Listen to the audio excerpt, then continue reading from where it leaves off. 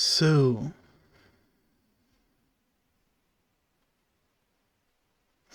I did not like the ending, but I don't think it is bad. Um, First off, the reason why I muted the credits is um, I, I this game is out of a period where streaming video recording wasn't as common. So who knows if they have copyrighted music playing. So so I just played safe. Um there was this one point in the story where I really had to stop and talk about the major errors they had in that scenario with the helicopter. Here it's and then from that point onwards it's basically the game before and the game after in its entirety, because gameplay wise, um, the first part, everything before the helicopter scene, was quite immersive and kinda rewarding. Um, but after, uh, you clearly could feel that the puzzles, the climbing puzzles were fine. Like, it was a bit long towards the end, as if they were fillers, but it wasn't too long to be annoying. But then also there is this glacier scene I had at the very end, where I even fell down because my pickaxe wasn't grabbing wasn't eating into the ice, and that shit was boring. That one sequence there was extremely boring. Um, but I think like the the sentence I have in my head when I'm at the end of a game, like I always expect a boss fight because the game wants to see or challenge everything I have learned uh, before in this game, to see how far I have grown in this game and adapted to its mechanics. And then you fight that this big samurai that was blown away from the wind before,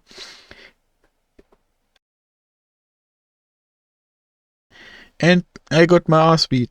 To be fair, and that is completely okay. That it whooped my ass those two times. Um, and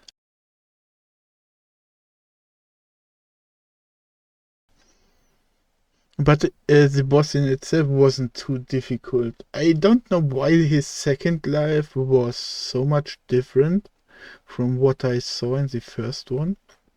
Like suddenly there was were ads coming into the fight to distract me, and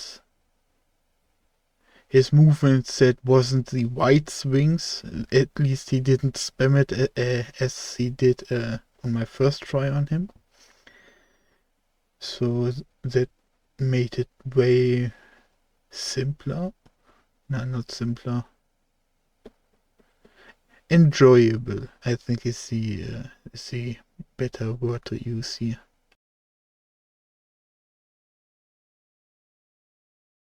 But the gameplay in general, uh, I think, really picked up well after the helicopter scene.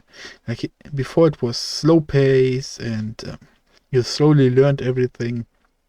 then you had to put everything you learned to good use, besides stealth, because not only do I suck at stealth, but I also didn't really see scenarios where a lot of stealth was able to be done. Like in Deus Ex Human Revolution, I want to bring up real short. A game probably a lot of people forgot because it's so old. And in that game, when I'm done with one sector or one scenario, I go back to loot everything because that game actually tries to hide its secrets. Why is the game minimized again? And in that game's case, you go back and you find all the different ways you could approach a scenario. You suddenly go, next time, if I maybe make a non-lethal playthrough, I can go here. If I go full stealth, if I go here, they will never see me. Same with hidden explosives in that game. And here, like when stealth was obvious, I went for it. But then also stealth was too obvious, I think, for those scenarios. Like always a group of NPCs would gather, talk, and then disperse into singular states where I imagined the numbers 1 to 3 in my head and then just went in that order through them. And I really feel like towards the end, it was also quite loveless. Like the enemy, like um, around the time where I said how I want to explore those ropes. I encountered 2 enemy groups, but you could basically time, like they were like 5 to 10 minutes apart, just so I don't get bored climbing. Um,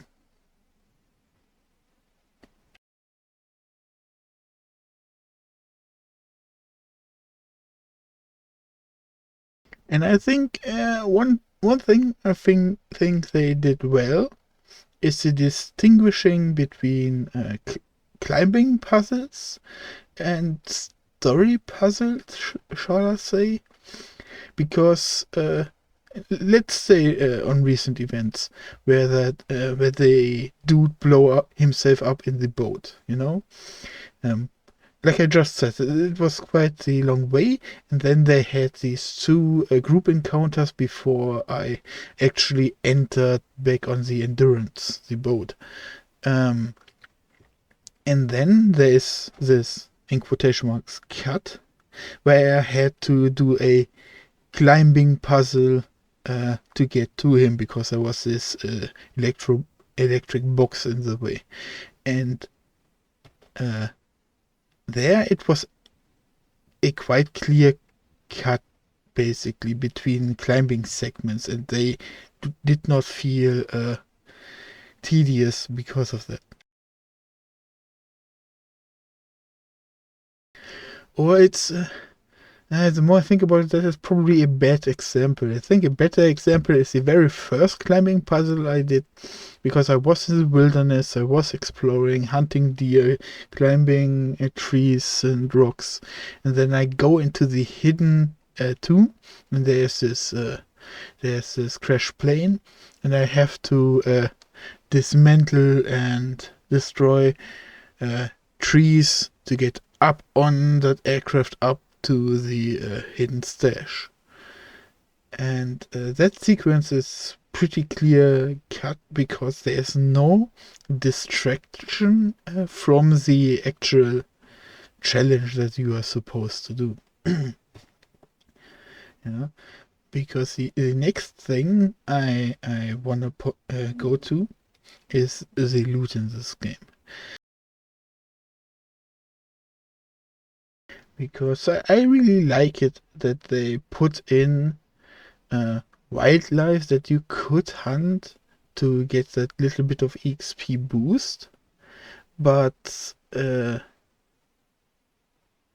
it it felt rather cute than real, you know? You if you wanted to do it, you do it, it, but you knew if you don't eat the wildlife for EXP, you're gonna fall behind on your weapon stick.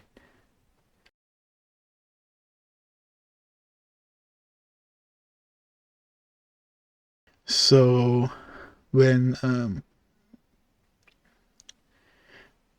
but what I really like about it as well is that the game will tell you to move on if you get to uh, when you absorb too much experience from one area.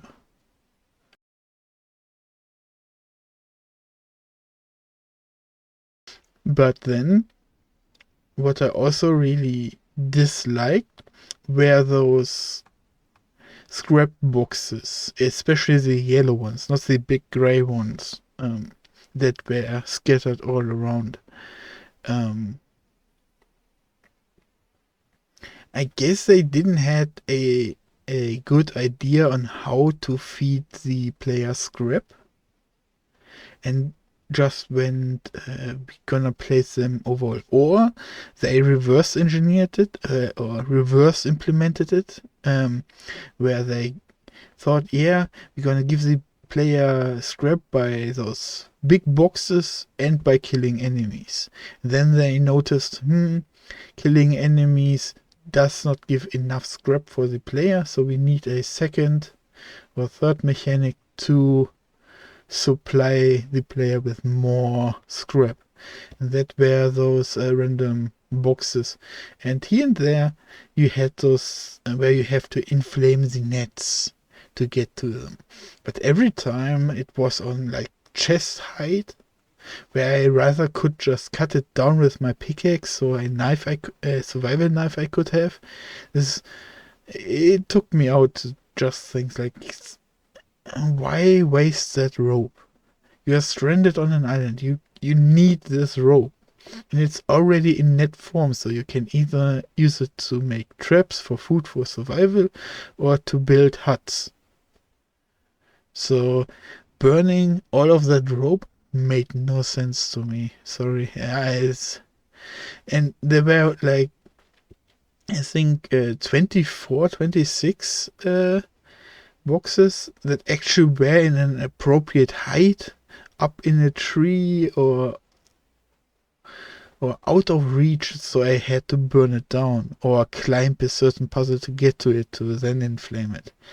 Um, those were okay, but every time I see nets that are on chest side, why not just open it? Plus, you have to go through the actions, especially early on. You have to go through the actions of getting fire, get that fire to that box, and then get the rewards. Um, that felt more like a tedium than a reward, because especially early on, you don't have the flintstones, the firestones, to ignite a torch wherever you are, or have fire arrows. So you have to track back to a lamp or a fire and then go forward.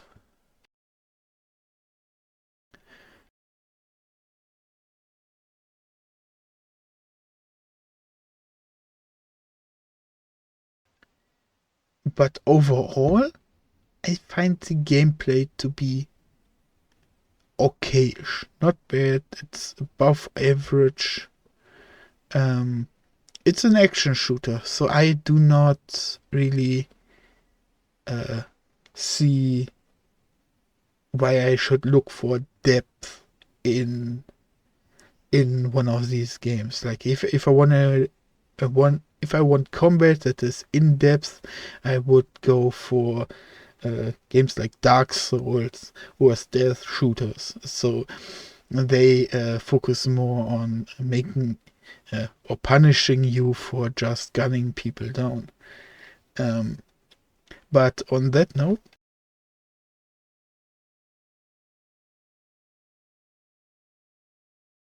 And this minus point is really more a personal one, because it has to do with the weapon variety, and that you get a pistol way too fast in the game, just like the heavy weapons.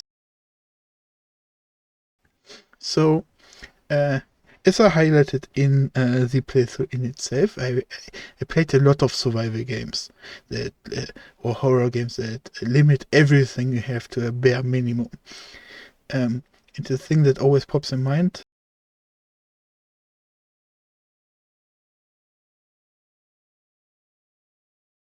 is Amnesia: The Dark Descent, because I have never played it. I have seen other played it, and I saw video essays on it. And the one thing I will always keep in mind for that game is how it manages lamp oil. Really short explanation. You can go insane in that game, which means you will die because monster spawn will kill you. And to prevent that, uh, you need to be in the light. So you, at one point, you pick up a lantern, and this lantern burns oil.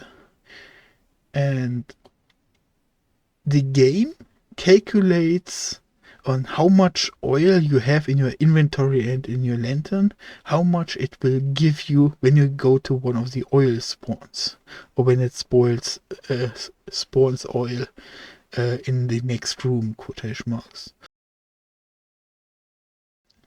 So here I would have liked a similar mechanic for ammunition, because when was there ever a time where I ran out of ammunition?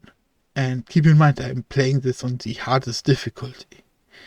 Um, just never. Like, only when I got into, I will call it the city. Um, yeah, the slums that they built out of scrap metal and everything. Um, there were the first scenarios where I had to actually weapon switch. And yes, for a part, it was more that I aimed bad for my own standard, and that I was exhausted, so I had less focus, and all of the other excuses I could say. But yeah, before that point, I barely even used the shotgun and the assault rifle. Just headshot my way through with the pistol. At one point, I was even so.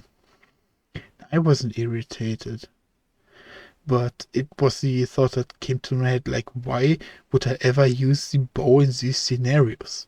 Like, the pistol is way too overpowered. Like, the rate of fire, the recovery on how precise it is was way too much. So why would I ever use the bow against humans if I can just use a pistol? And I had like 5 million shots for it, because I would pick up the ammunition backup from the corpses.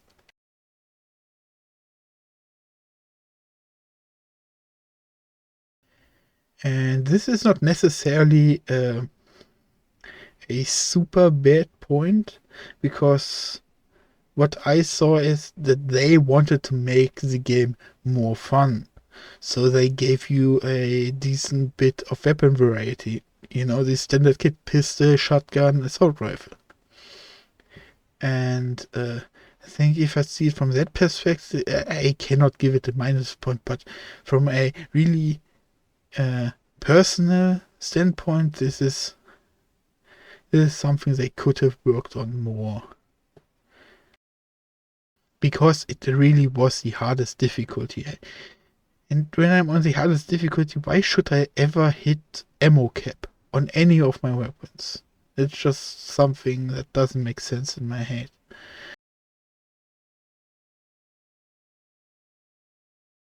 So, but towards the end, um, like I said, there were more scenarios presented with more enemies, a little bit more complexity. So it was more a. So I actually had to take cover and weapon swap when I thought I didn't have the time to reload.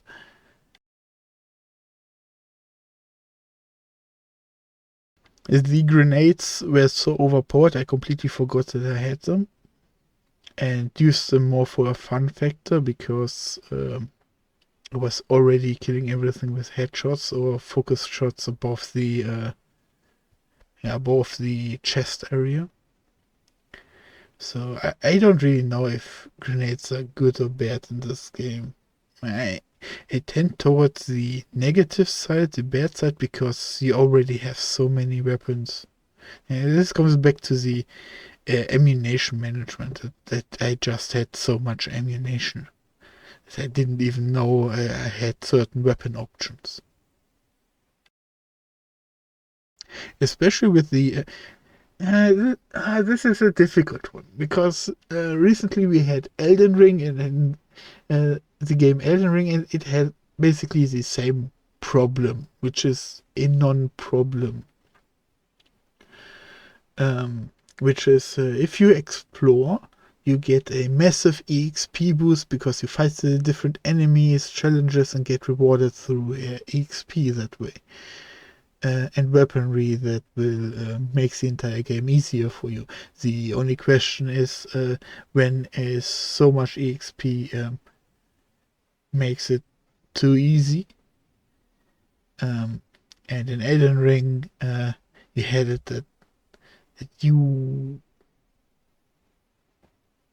many player suffered from being level 200 or around level 200 in that game, and that gave them more damage and HP than they thought they should have. But then again, that was the reward for even exploring, which is then, in a strange way, a punishment for enjoying the game. Yeah, and its atmosphere. Uh, um, so, so here we had something similar where I would go to those caves, make the puzzle, then get those weapon attachments. But I don't really know. Like I have two if whats in that scenario. One is the Elden Ring argument where you get punished for having fun, and the other one is the ammunition thing, because it's like you can all have all the ammunition in the world if you have a weapon that sucks, you know. Like how the assault rifle was at the start, extremely imprecise. Yeah, but then you on the counterpart you would have unlimited munitions for it, and just spray in a random direction and hope anything hits, and then the mass of ammunition that you dump into that direction would make it an okay or even fun gun. That is, for example, why certain games have miniguns. Not because the minigun is a highly precise sniper rifle that can shred through tanks. No, no, no, no. You dump a lot of metal into one direction and everything dies. That is why machine guns are fun. And here toward the end it became too precise because, like I said, I had too much fun exploring the game, and I had that's why I had tons of script, tons of EXP, and had way more tools than I would have liked towards the end. Or the tools, or the shitty tools that I had became so useful that they would make the game too easy.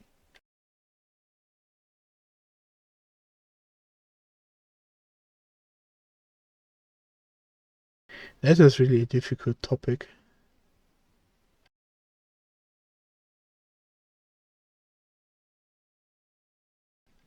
Yeah. And up until this point, I can give almost everything a passable score. But story. Now I've got to talk about story. I don't want to talk about story because, like I said before, I draw the line at the helicopter scene um, of before and after, and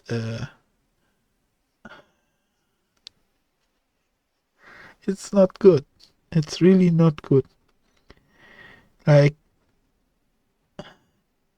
if you're on the YouTubes, you probably don't know that I did this in 3 or 4 sessions. Let me take a look.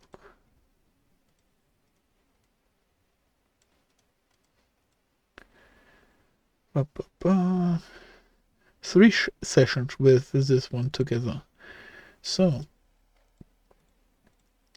the first one I had the most drive because I had high expectations because I played this before, but I didn't play it through. Played it about halfway through. So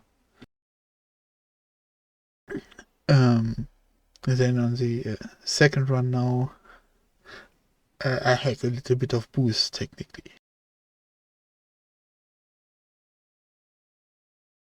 That's, for example, why I didn't use the skins this game copy gave me as well.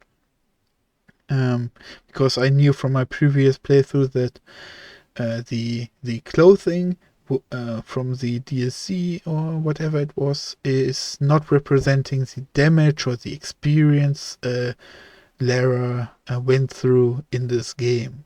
It makes her seem way too epic. Like, for example, the normal skin has this gray shirt that gets slowly torn the further the story progresses, and at the end it was even barely covering her back and stuff. So, but the DLC's stuff would always be in pristine shape, no matter how much damage Lara would suffer.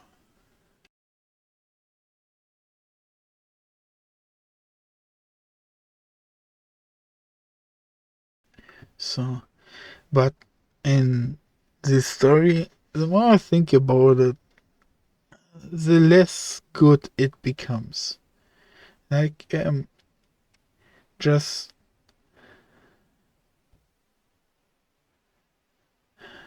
I don't want to compare it to that because I recently watched a movie of this game makes a really awful job of character developing, and even the introduction is shallow at best because we start with this little cutscene as they start where they discuss if they should even go here or if they should go 180 degrees in the opposite direction, and then suddenly the captain says here fuck you, we are going this way. So, and this is how the story starts. We know nothing really how they interact with each other and why they are so super up in arms about this. Like, sure, there are some lines drawn. Like, this is just a shallow introduction, and then normally you would get to know more about the characters throughout the game, you know. But this last part is what not happened here. We picked up messages from from different individuals and learned their story and what they feel that way. But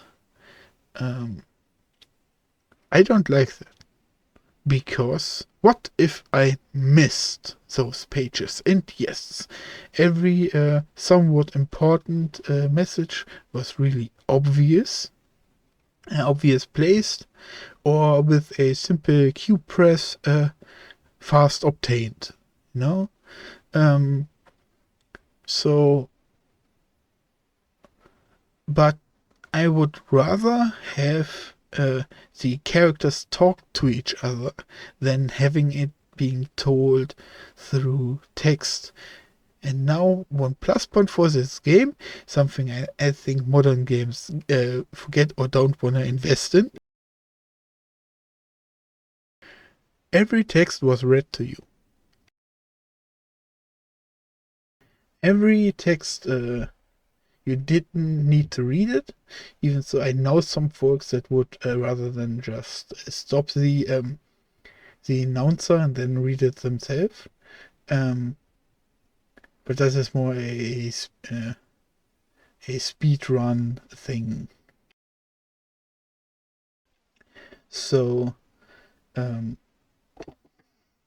so yeah, not really knowing the characters that then certain ones died had a really non-impact. Like the dude that died on the endurance. Like I the only reason why we know that he had a crush on Lara was because he had written it into a book. And he even admits it in the text. She is not aware that he is interested in her. So why is she giving him a kiss?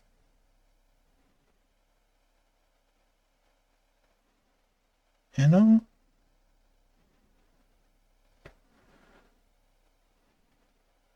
Why?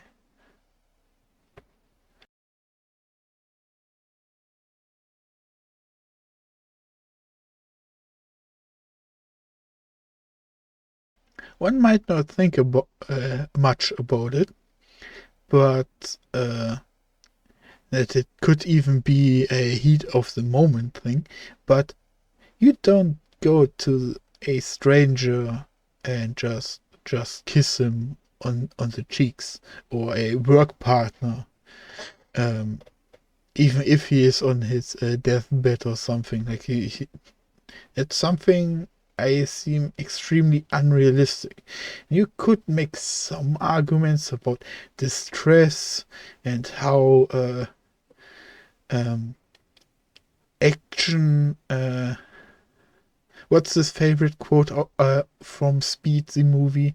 Yeah, relationships based on drastic events doesn't last long. But even that, like, what did they do together here? Eh? From the radio chatter before he died, he even says, "Oh no, Lyra is gonna save me again." Or it was probably supposed to be a shy comment that he wants to impress her with doing this. Um, but to me, it sounded more like he didn't want to disappoint again, and that Lara comes to pick him up would be showing weakness rather than rather than him being on his own and being able to be a man and stuff.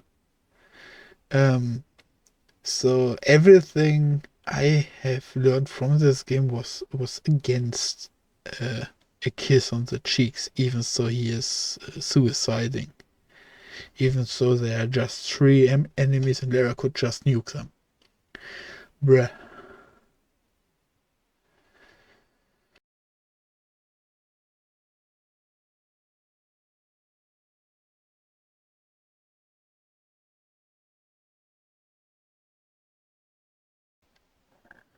The fighting scene at the helicopter.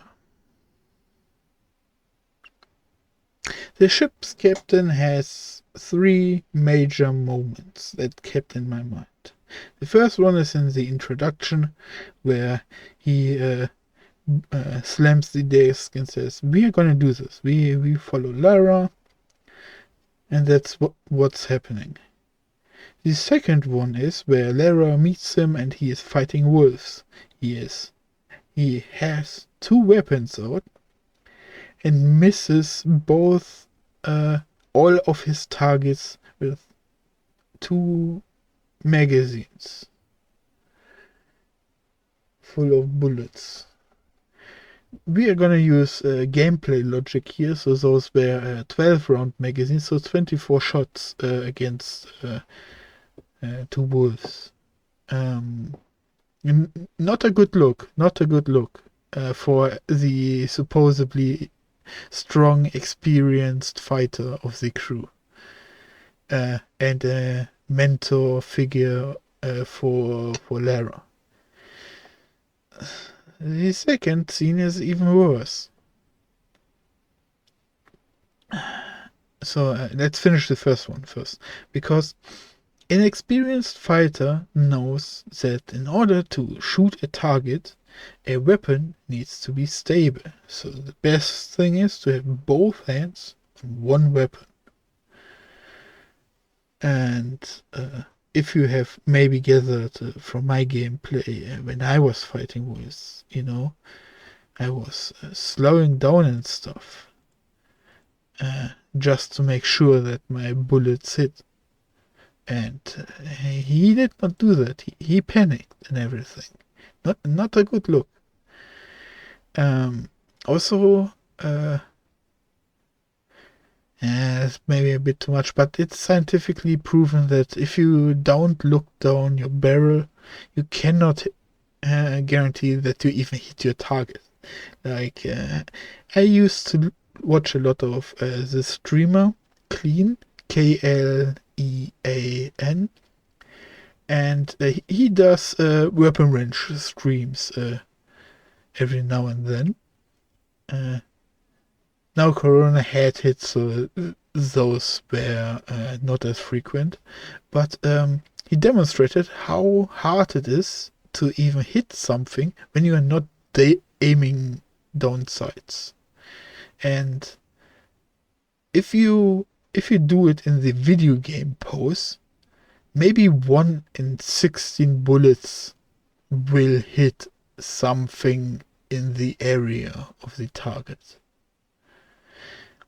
If you have a certain pose where you stabilize the, and we are talking about a Glock 17, I think, and if you stabilize with both hands the barrel and the basically the aim pose you would normally do, but you don't aim those sights. You would stabilize the weapon in front of your belly button and have it in a 90-degree angle to your shoulders. So you have the best chance of just shooting straight forward. And even then, a lot of shots, about a 1/3 or so, would straight up miss. And he is a trained military, and even though he doesn't serve anymore, still has a strong body. So, and then he couldn't even hit where he wanted, where it would be effective. It was just okay. It was a bit for fun spraying, just to demonstrate, to make a point, not to super try hard and try to get high points on the target. So yeah, you always aimed on sights is the argument I want to make. So that someone that is in his oldest years, trained veteran of his craft, and supposed to be a mentor figure, does not follow these basic rules. Not a good look. Not a good look.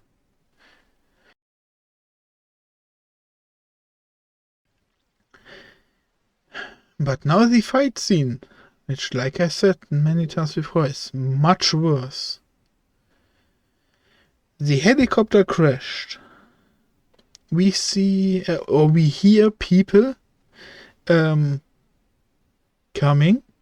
So we have to act fast. We have to go into the trenches. We have to go somewhere that has cover. But what does he do? He grabs Lara, helps her up, grabs her in a way which definitely hinders his center mass. And he doesn't throw her into cover, even though she doesn't have outer injuries besides one from the very start that should be cramping and killing her this entire time. But we will not talk about this any more than this. So she has no new visible injuries, besides just crashing from it. I need to. So he doesn't bring her to cover to then freeing up his arms and taking on his enemy. Instead, he decides with Lara in his arms to wildly fire at his opponents, completely draining his magazine, leaving everyone but one raider alive.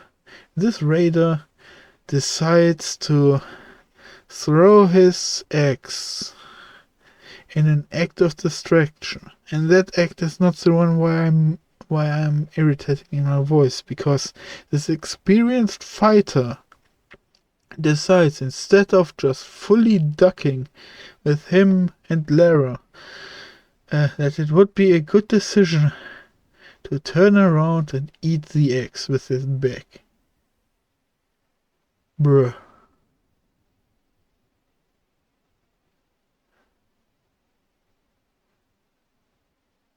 Simply fall to the ground. You are worried that Lara has some internal injuries. Why did you even pick her up? Sorry, I didn't want to talk about that. If you are worried that she is injured in any sort of way, then you could just place yourself under her to cushion her fall, soften her fall, something like that. But now he ate that axe. Because, why the fuck not? Because we needed an action scene in where he died, and it didn't really matter because it only needed to look cool. And what is cooler than just randomly blasting some fools and then getting chopped by an axe behind them, from behind? But nay, they didn't hide the enemy that would deliver the killing blow, and made it so he had to make the decision to eat the axe in an unreasonable way. Bruh.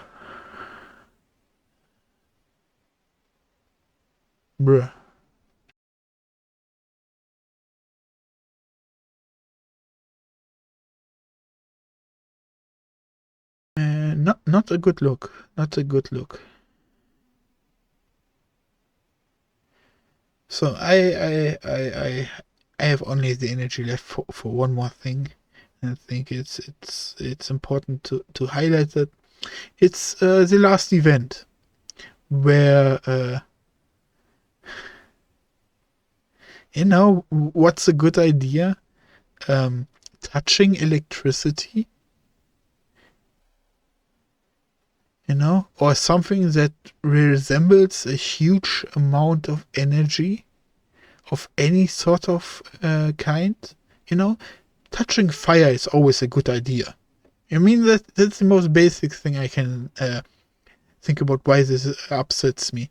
Like fire, it's warm. It's definitely nice to your skin and helps you. I mean, that's why we go on beaches and set ourselves under the sun, to get that nice tanned skin. So we can accelerate the process by just simply touching fire. Very simple, straightforward, and so we don't have to spend tons of money on sunscreen and going on vacation on the beach. We can just do that at home, so having Lara suddenly cross the beams, yes, Ghostbuster reference, to cross the beams to stop a ghost with a torch, even so she has tried two freaking times to shoot a fire arrow at Himiko. Why the fuck did she decide to suddenly it would be better to melee her with a torch, and not just shoot an arrow again? Why is she not afraid of that supposedly blue electric-like energy? To let this energy just pass through her body. Like I thought that they would go for something like, you cannot have her, and I throw myself into the energy beam to cut the cut the telephone line. So, which would have been okayish. I see ways how you could write that could work instead of instantly evaporizing her, but then they were like, this is fine. It's just life energy. Yes, yes, yes, yes. No, no, no, no, no. It's not good. It's not good. It's no, no, no. Big no, no, no.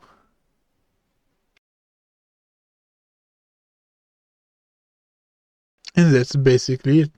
Like, I really enjoyed the gameplay, but the story elements, what little that there were, went to absolutely shit toward the end. And sadly, this is often a point for running out of time on a title. The most direct thing is, I think, Metro Exodus, where they only had time for the first two chapters, and then that's why the last chapters in that game feel a lot loveless in that game, but it's still a good game because at least the story is consistent. But here it's like action games do not need a big story. I mean, even movies don't need a great story. I mean, this is why, for example, John Wick is such a good movie, the very first one, because the story is simple. Yeah, man kills dog of someone he shouldn't have killed the dog of, but since he since he is an asshole, he does it anyways. Um, and then Madman goes after a dog killer, but even so, he had a good relation with the father of this dog killer. He's still going after him. So in the end, it's a face-off between the madman and the father who loves his child and will do everything to protect his family, even so his son is not someone the viewer would want to protect it, but it's his family, so he will do it no matter the cost. And that is the story of John Wick. Welcome. And so you can forgive the teleporting and time skipping and in that movie and some smaller conveniences. But here is a lot of imagination into the story. Like I said, the characters don't really interact with each other. And you are even supposed to interpret love feelings from a book, from something that was written into a book. Why did I not remember the word page? Easy. So, yeah. And also, I also Lara is just running in this game, basically. And at the start, it makes sense, New environment, everything is hostile. You don't even have a place to sleep. So all you do is running and running and running. More adrenaline, more poisonous juices that just keep you going. But then they have this phase where they even tell Lara that she needs to slow down, she needs some sleep, needs some rest, and then there is a small time skip. So I, as a player, as a viewer, would interpret that in this time skip, a reasonable amount of time has passed, so Lara could fully rest and then continue on to her journey. We don't know how much time has passed, but I would say at least half a day.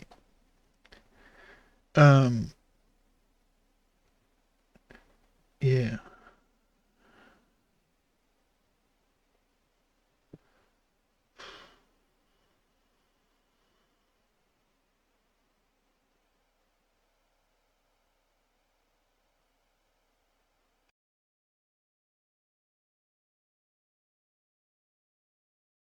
And I think that's it.